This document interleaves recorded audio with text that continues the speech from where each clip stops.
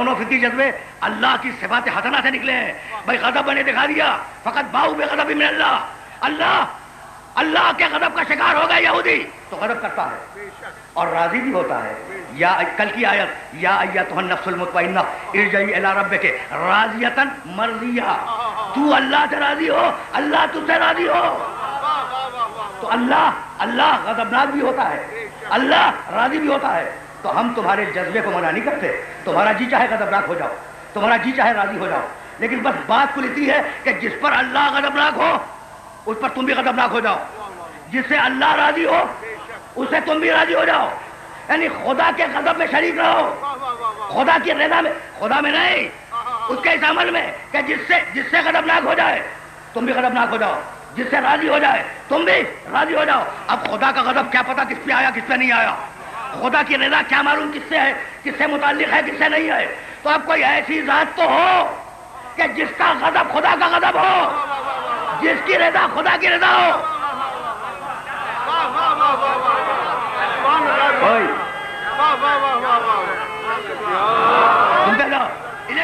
بہت دور لے جا رہا ہوں میں, اور وہاں تک پہنچنے کے لیے یہ مرحلے ضروری ہیں. محبت کرو, ہم بتائیں گے کن سے کرو. نفرت کرو, ہم بتائیں گے کہ کن سے نفرت کرو. یہ قرآن میں فرعون کے اور نمرود کے اور حامان کے جو قصے لکھے ہوئے ہیں یہ مقام عبرت ہیں. بھائی اس لیے لکھا ہے کہ نفرت کرو, برائیاں دیکھ کے نفرت کرو. توجہ ہے, اللہ غضبناک ہوتا ہے, جس سے اللہ غضبناک ہو جائے تم بھی غضبناک ہو جاؤ.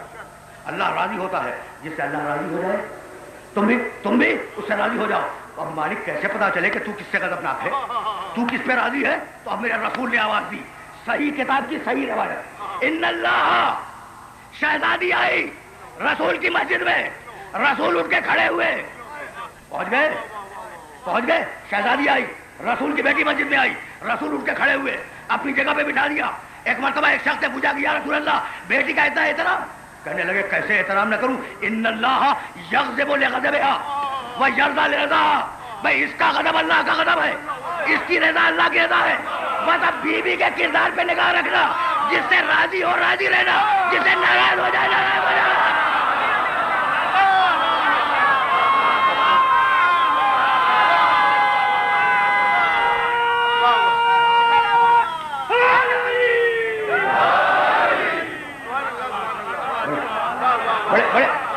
بڑے عجیب مرحلے پر اپنے سننے والوں کو لے کے آ گیا. اب پھر واپس جا رہا ہوں میں, پھر واپس جا رہا ہوں.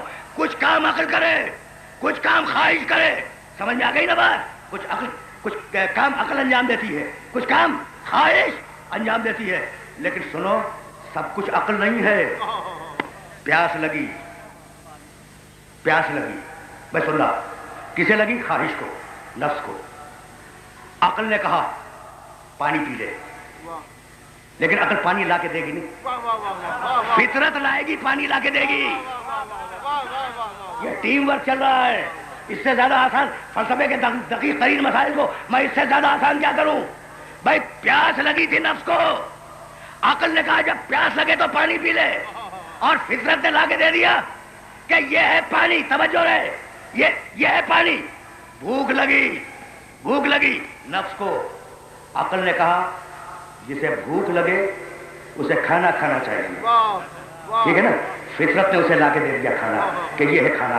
ایک لقمے کے لیے کچھ تمہیں اندازہ ہے کہ یہ پوری کائنات کر کیا رہی ہے؟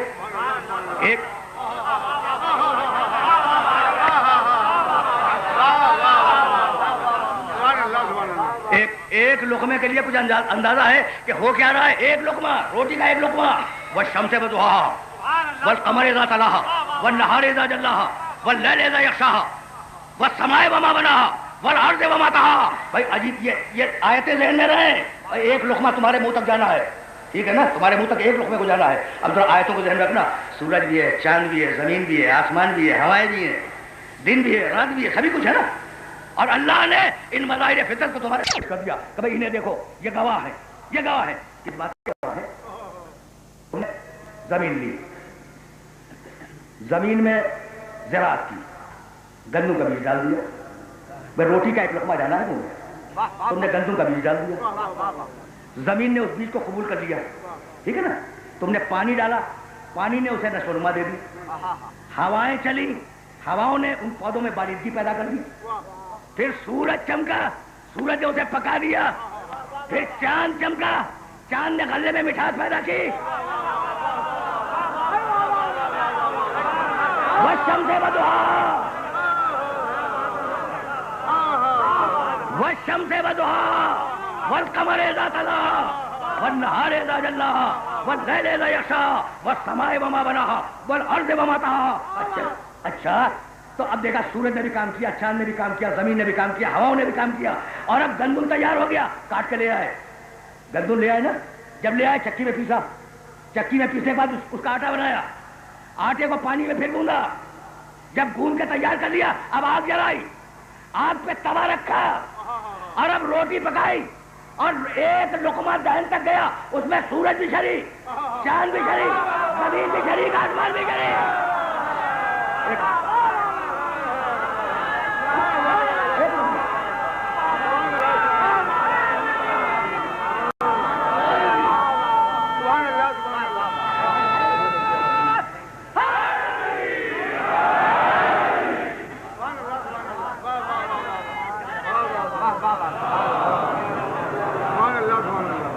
سنا آپ نے، اس سانس کا بھی جواب نہیں ہے، اور قرآن مجید میں اللہ نے قسم اور عجیب بڑی کھائی ہے، وَالصُّبْحِ إِذَا تَنَفَّسَ، قسم صبح کی جب سانس لے،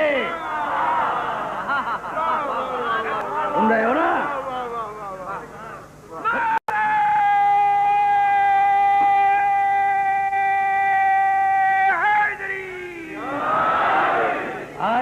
آج کچھ مسائل حل ہو جائیں، اچھا تو ایک لقمے کے لیے سورج بھی کام کرے، چاند بھی کام کرے، زمین بھی کام کرے، ہوائیں بھی کام کریں، آسمان بھی کام کرے، اور وہ ایک لقمہ کتنی محنت سے تمہارے منہ تک جا رہا ہے، کتنی محنت سے جا رہا ہے، مت کھاؤ مت کھاؤ، چھوڑ دو، کہا نہیں، نفس کو لگی ہے وہ، اور عقل نے کہا کہ روٹی پکاؤ، روٹی پکاؤ، اور اب فطرت نے روٹی پکائی، بھائی توجہ رہے، توجہ رہے، تینوں کا ٹیم ورک سمجھ میں آ گیا، تینوں کا ٹیم ورک، بھوک لگی، روٹی پکی، اور اب روٹی کو منہ کے حوالے ہونا ہے، اور حلق سے نیچے روٹی کو اتر جانا ہے، بس اب یہاں مذہب کا کردار آ گیا، اور یہاں تہذیب نفس آ گئی کہ تمہیں دیکھنا یہ ہے کہ یہ روٹی حلال کی ہے یا حرام کی۔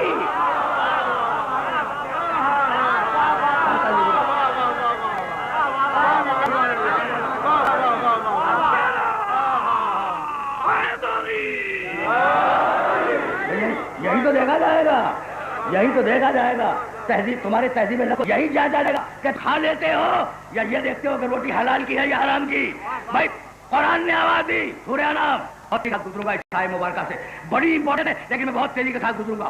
سورہ انعام چھٹا سورہ، اور لحم خنزیر فإنه رجس أو فسقا أحل لغیر اللہ فمن اضطر غیر باغ ولا عاد۔ میں ٹھیٹھ لفظی ترجمہ کر رہا ہوں اور مفہوم تمہارے ذہن کے حوالے کر رہا ہوں۔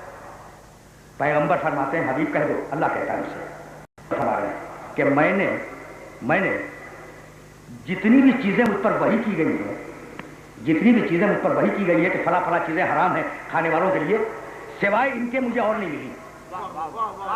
دیکھو میں بڑی ذمہ داری کر رہا ہوں، سوائے ان کے مجھے اور نہیں ملی۔ اچھا تو وہ چیزیں کیا ہیں؟ وہ چیزیں کیا ہیں جن کو پروردگار عالم نے وحی کے ذریعے حرام کر دیا؟ مردار، خون، سور کا گوشت، مردار، توجہ رہے، مردار، خون کا گوشت، اور وہ ذبیحہ جو مشرک کرے شرک کے نام پر۔ بھائی عجیب و غریب مرحلہ فکر ہے جہاں اپنے سننے والوں کو روک رہا ہوں۔ کیا کیا چیزیں حرام؟ پیغمبر کہہ رہے ہیں آیت قرآن کی کہ ان کے علاوہ اس پر کسی چیز کی حرام ہونے کی وحی نہیں کی گئی۔ یعنی عجیب و غریب مرحلہ جہاں میں اپنے سننے والوں کو لے کے آ گیا۔ کیا کتے کا گوشت حرام نہیں ہے نا؟ لیکن رسول تو یہ کہ پر تو بس اتنی چیزوں کے حرام ہونے کی وحی کی گئی ہے، اتنی چیزوں کے حرام ہونے کی مجھ پر وحی کی گئی ہے، اس کے علاوہ تو ہے نہیں۔ کتے کا گوشت حرام کیسے ہو گیا؟ یا رسول اللہ آپ ہی نے تو کہا ہے۔ تو بھائی رسول کے لیے ضروری نہیں ہے کہ ہر حکم وہی جائے، رسول کا مزاج وہی الہی ہے۔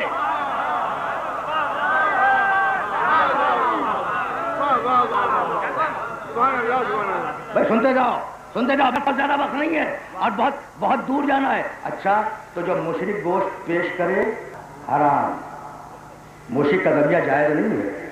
زید نے رسول اللہ کی دعوت کی اور ایک بھیڑ کی ایک بھنی ہوئی ران رسول کے سامنے رکھ دی. جاؤ سیرت النبی میں اور تفسیر کی کتابوں میں اسے دیکھو اور اس واقعے کو دیکھنے کی عبرت حاصل کرو.